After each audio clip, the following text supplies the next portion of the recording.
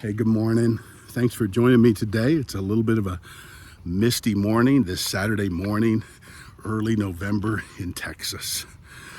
I wanted to talk to you for a little bit about persecution. One of the things that my spiritual director has told me over these many years that I've been in direction is that persecution, the dominant characteristic, is irrationality. And it's so true. It's always an irrational attack. It doesn't have a toehold in reality. It's illogical. It doesn't fit the circumstances. It doesn't fit you. It's a lie.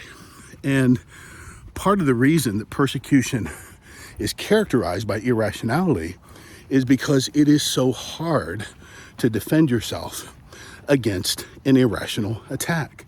In fact, it's a crazy maker.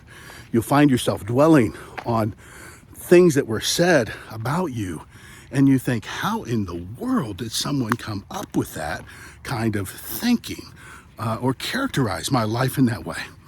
And so Satan knows what he's doing, and he loves to use people as his ploys in that plan.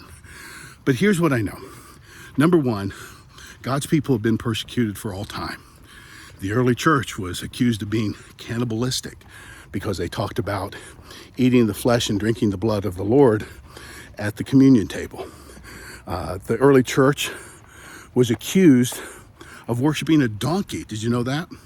One of the oldest pieces of graffiti found in Rome is an etching on a wall in a page's dormitory. So these are young men who are living together in a page program. And this etching has the words, Alexamenos worships his God. And it's an etching of a little boy bowed at a cross with a figure on the cross that has the head of a donkey. Obviously, the person on the cross is Jesus, but why does he have the head of a donkey? Well, because someone started a rumor that Christians worship donkeys, and we're not really quite sure why that one started, but it was irrational. But people picked up on it, and they used that against Christians. Jesus, he faced persecution. Lies were told about him that had no basis in reality whatsoever. And ultimately, it was those lies that led to his crucifixion. So what do you do when people are saying things about you that have no basis in reality, that are irrational, illogical, make no sense? Well, number one, we remember what Jesus said in the Beatitudes, blessed are the persecuted for my sake. You know, when you're persecuted because you're living a life for Christ, you're following him, you're trying to do God's work God's way. When people irrationally attack you for those things, know that you're in good company. You're walking in the footsteps of your Lord.